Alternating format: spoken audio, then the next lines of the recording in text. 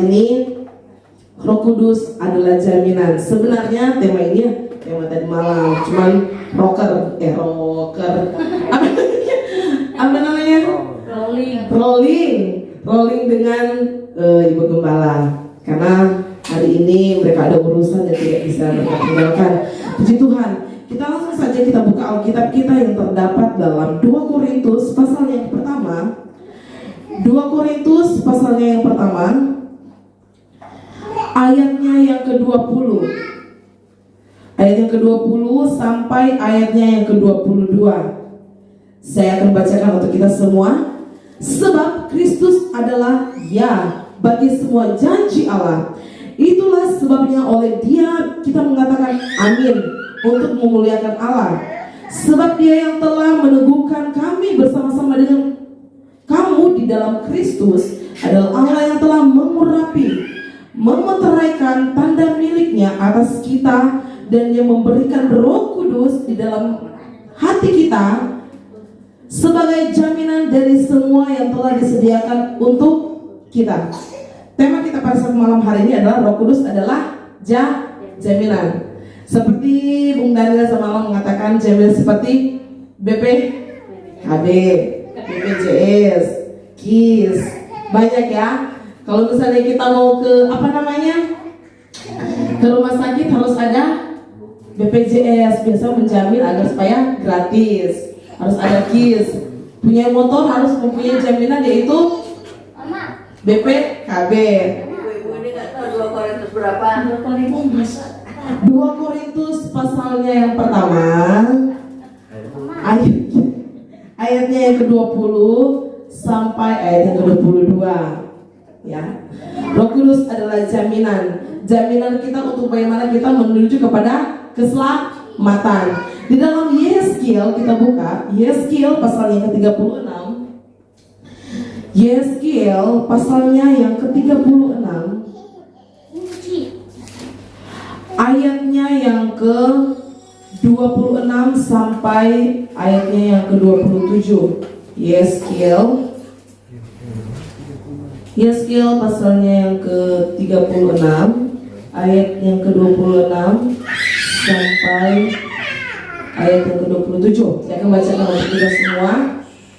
Yeskiel 36 ayat ke-26 sampai 27, ayat 26. Kamu akan kuberikan hati yang baru dan roh yang baru di dalam batinmu, dan aku akan menjauhkan dari tubuhmu hati yang keras, dan kuberikan kepadamu hati yang taat. Rohku akan kuberikan diam di dalam batinmu, dan aku akan membuat kamu hidup menurut segala ketetapanku dan tetap berpegang kepada peraturan-peraturanku dan melakukannya. Roh Kudus adalah jaminan kita. Haleluya. Jaminan kita agar supaya Roh Kudus membantu kita agar supaya kita taat kepada Tuhan. Amin. Untuk mengejar kekudusan ini, untuk mengejar kepenuhan daripada Roh Kudus ini, Roh Kudus ini kita harus memiliki buah roh. Kita sudah mendengarkan ya dari hari pertama sampai saat ini kita selalu mendengarkan tentang buah roh, dari kasih, sukacita sampai penguasaan diri. Ini ke-9 hal ini, ke-9 sifat ini harus ada dalam kehidupan kita, orang yang percaya kepada Tuhan. Amin.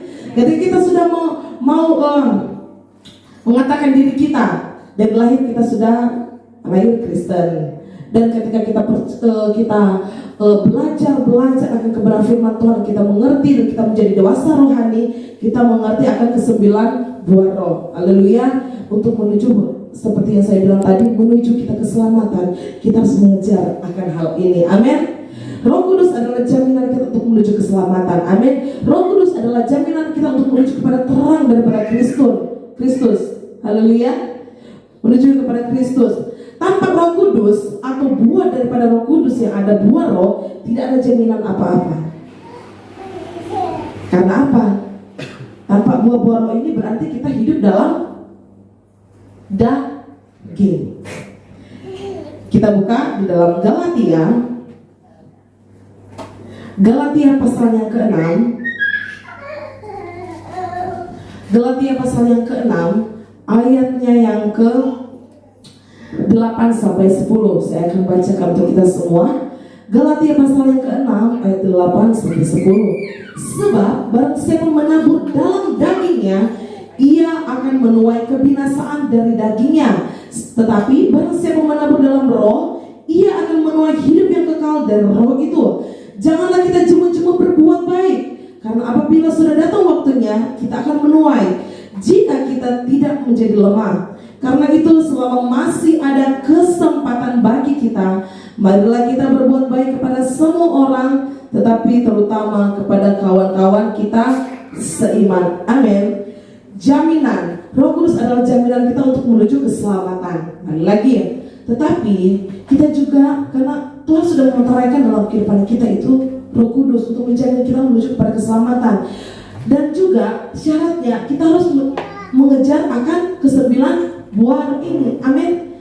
Firman Tuhan mengatakan ketika kita menabur dalam daging, kita juga akan menuai daging juga, perbuatan daging, yaitu Galatia pasal yang ke-5 ayatnya yang ke-16. Maksudku ialah hiduplah oleh roh, maka kamu tidak akan menuruti keinginan daging. Ayat 16. Ayat 17, sebab keinginan daging berlawanan dengan keinginan roh, dan keinginan roh berlawanan dengan keinginan daging, karena keduanya bertentangan, sehingga kamu setiap kali tidak melakukan apa yang kamu kehendaki.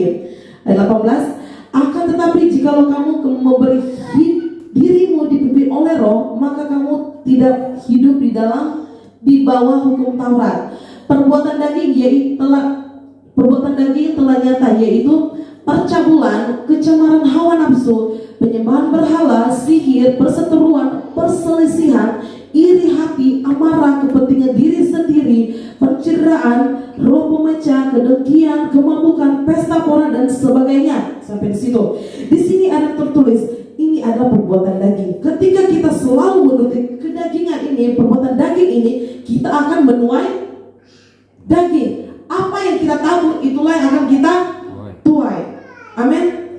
Ketika kita menabur dalam roh, di sana firman Tuhan mengatakan, ketika kita menabur dalam roh, kita akan juga menuai dalam roh. Roh itu adalah apa? Buah roh itu yaitu, tetapi buah roh ialah kasih, sukacita, damai sejahtera, kesabaran, kemurahan, kebaikan, kesetiaan, kelemah lembutan, penguasaan diri. Amin.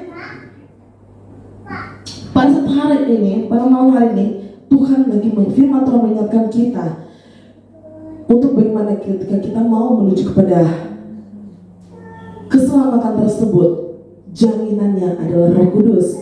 Dan Roh Kudus juga mau juga dalam kehidupan kita untuk kita mengejar akan kesembilan buah roh. Amin. Kasih, sukacita, sampai penguasaan diri. Haleluya.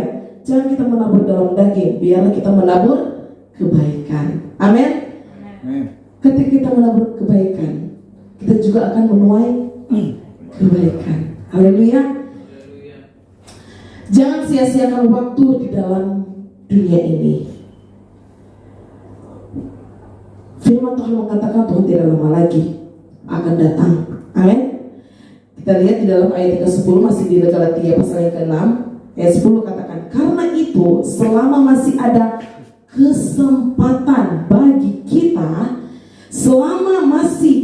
kesempatan bagi kita, marilah kita berbuat baik kepada semua orang. Amin. Firman Tuhan mengatakan, kasihilah musuhmu seperti engkau mengasihi diri sendiri. Itu adalah hukum yang terutama. Untuk mendapatkan jaminan atau meterai daripada Tuhan, kita harus lahir baru. Amin. Kita buka dalam Yohanes pasal yang ketiga. Yohanes pasal yang ketiga, ayatnya yang ke-3 sampai ayat yang ke-5. Judul perikop, percakapan dengan Nikodemus. Yesus menjawab, katanya, aku berkata kepadamu, sesungguhnya jika seorang tidak dilahirkan kembali, ia tidak dapat melihat kerajaan Allah. Kata Nikodemus kepadanya, bagaimanakah mungkin seorang dilahirkan kalau ia sudah tua? Dapatkah ia masuk kembali ke dalam rahim ibunya dan dilahirkan lagi? Jawab Yesus, aku berkata kepadamu, sesungguhnya jika seorang tidak dilahirkan dari air dan roh, ia tidak dapat masuk ke dalam kerajaan Allah. Apa yang dilahirkan dari daging adalah daging, dan apa yang dilahirkan dari roh adalah roh. Amin. Di sana, di percakapan ini, dalam percakapan antara Yesus dan Nikodemus itu mengingatkan kita juga bagaimana kita harus lahir baru. Amin. Untuk kita melihat kerajaan Allah tersebut, Yesus menjawab, aku berkata kepadamu, sesungguhnya jika seorang tidak dilahirkan kembali, ia tidak dapat melihat kerajaan Allah. Terus Nikodemus jawab nih, bagaimana mungkin seorang dilahirkan kembali, dilahirkan kalau ia sudah tua? Maksud daripada firman Tuhan ialah kita tanggalkan daripada sifat-sifat kita yang lama. Kita harus lahir baru. Amin. Lahir baru yang Tuhan inginkan ialah yaitu kesembilan buah roh ini harus ada dalam kehidupan kita. Amin. Kasih sudah tentu punya sukacita sampai penguasaan diri. Amin. Dan di sana juga firman Tuhan mengatakan di ayat 6, diingatkan lagi, apa yang dilahirkan dari daging adalah daging, apa yang dilahirkan dari roh adalah roh. Marilah kita berlomba-lomba untuk menuju daripada kesempurnaan itu. Amin. Karena Tuhan sudah menyediakan jaminan yang luar biasa dalam kehidupan kita. Amin. Roh Kudus adalah jaminan kita untuk bagaimana kita menuju kepada keselamatan. Haleluya. Ketika Tuhan Yesus naik ke surga, Dia sudah mengatakan Dia akan memberikan kita seorang penolong. Dia akan memberikan kita penolong, penghibur dalam pengiringan kita akan Tuhan. Walaupun kita dalam kesesakan, ketika kita mengingat akan Tuhan, akan daripada kekuatan daripada Tuhan, daripada kasih Tuhan, kita akan selalu dapat mendapatkan kekuatan kembali. Mungkin pada saat ini kita mempunyai pergumulan. Saya tidak tahu, pergumulan saya juga beda. Pergumulan daripada jemaat-jemaat eklesia yang ada juga berbeda. Berat ataupun ringan, itu pergumulan, tetap kita harus bawa ke dalam Tuhan. Amin. Lukas 1 ayat 8 mengatakan, mungkin bagi manusia mustahil, tetapi bagi Allah tidak ada perkara mustahil. Amin. Dan juga seperti yang saya bilang tadi, firman Tuhan mengatakan bagaimana kita harus hidup dalam roh dan jangan kita menabur kedagingan. Karena apa? Menuainya daging juga. Ketika kita menabur dalam roh, menabur kebaikan, kita juga akan menuai kebaikan tersebut. Amin. Haleluya. Dan yang kedua, untuk mendapatkan jaminan meterai daripada Tuhan yang ada, yaitu kita harus hidup kudus. Haleluya. Ibrani pasal yang ke-12, Ibrani pasal yang ke-12 ayatnya yang ke-14. Saya akan bacakan untuk kita semua. Berusahalah hidup damai dengan semua orang dan kejarlah kekudusan, sebab tanpa kekudusan tidak seorang pun akan melihat Tuhan. Haleluya. Kita harus mengejar daripada kekudusan tersebut. Amin. Kesembilan buah roh inilah. Mungkin di saat kita lagi setia-setia nih sama Tuhan, ada goncangan, ada cobaan, ada ujian dalam kehidupan kita, tapi kita jangan pernah kendor. Amin. Anggaplah itu vitamin K, vitamin A, vitamin C untuk kita biar sehat dalam mengikut Tuhan. Amin. Iman kita harus tetap teguh dalam Tuhan. Haleluya. Karena firman Tuhan sudah mengatakan bagaimana, marilah datang kepadaku, carilah aku, ketoklah pintu, maka akan dibukakan bagimu. Haleluya. Kita harus mengejar kekudusan itu. Jangan kita hidup di dalam daging lagi. Jangan kita hidup di dalam sifat-sifat yang Tuhan tidak suka. Jangan lagi kita harus membanggakan akan sifat daripada daging tersebut. Amin. Tetapi kita harus banggalah bagaimana kita menabur dalam roh. Haleluya, menabur dalam kebaikan. Dalam Yudas pasal yang pertama, Yudas pertama, yang pertama doang sih ayat apa pasalnya. Yudas ayatnya yang ke 19 sampai ayat ke 21. Ayat 19 sampai 21 saya akan bacakan. Mereka adalah pemecah belah yang dikuasai hanya oleh keinginan-keinginan dunia ini dan yang hidup tanpa Roh Kudus. Akan tetapi kamu, saudara-saudaraku yang kekasih, bangunlah dirimu sendiri di atas dasar imanmu yang paling suci dan berdoalah dalam Roh Kudus. Peliharalah dirimu demikian dalam kasih Allah sambil menantikan rahmat Tuhan kita Yesus Kristus untuk hidup yang kekal. Amin. Kita harus berdoa di dalam Roh Kudus. Haleluya. Jangan ada perbuatan daging ini dalam kehidupan kita. Amin. Tuhan tidak suka. Dan juga seperti yang saya bilang tadi, firman Tuhan mengatakan bagaimana kita harus mengejar kekudusan, karena Roh Kudus adalah jaminan kita untuk bagaimana kita menuju kepada keselamatan tersebut. Yes, Yesus adalah terang dunia. Tuhan adalah juru selamat kita. Ketika kita sudah mengetahui firman, ketika kita sudah mengetahui bahwa ini tidak boleh lalu kita melakukannya, kita juga tetap akan jatuh di dalam dosa. Jangan pernah menganggap, firman Tuhan kan mengatakan kan, oh Yesus juru selamat, jadi ya gue mau begini kek, saya mau begini kek, ya gak apa-apa dong. No.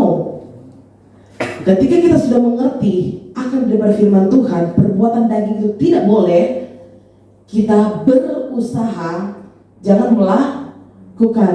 Memang kita manusia, dan pada saat ini Tuhan masih memberikan kesempatan bagi saya dan saudara-saudara sekalian untuk bagaimana kita mengejar kekudusan itu. Amin. Untuk bagaimana kita mau lahir baru kembali. Haleluya. Untuk bagaimana kita mengejar daripada kepenuhan tersebut, buah-buah roh itu. Di dalam Wahyu pasal yang ketiga, ayat terakhir. Wahyu pasal yang ketiga. Wahyu pasal yang ketiga, ayatnya yang ketiga. Dikatakan, karena itu ingatlah bagaimana engkau telah menerima dan mendengarnya, turutilah itu dan bertobatlah. Karena jikalau engkau tidak berjaga-jaga, aku akan datang seperti pencuri, dan engkau tidak tahu pada waktu manakah aku tiba-tiba datang kepadamu. Tuhan datang seperti pencuri. Ketika kita masih berleha-leha dalam kehidupan dunia ini, ketika kita masih mau menuruti kedagingan ini, Tuhan tidak lagi datang. Dia datang seperti pencuri. Amin. Maka itu firman Tuhan mengingatkan kita semua, teman-teman saya dan saudara yang ada, untuk bagaimana kita menabur dalam kebaikan, menabur dalam roh, jangan menabur dalam daging. Karena apa yang kita tabur, itulah yang akan kita tuai. Amin. Ayat terakhir deh, satu lagi. Efesus pasal yang pertama. Efesus pasal yang pertama, ayat yang ke-14.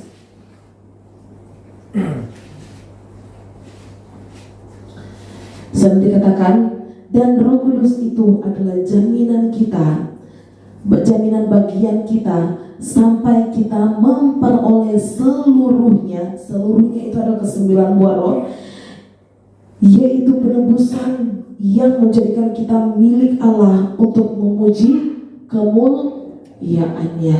Haleluya. Roh Kudus adalah jaminan kita, jaminan keselamatan. Amin.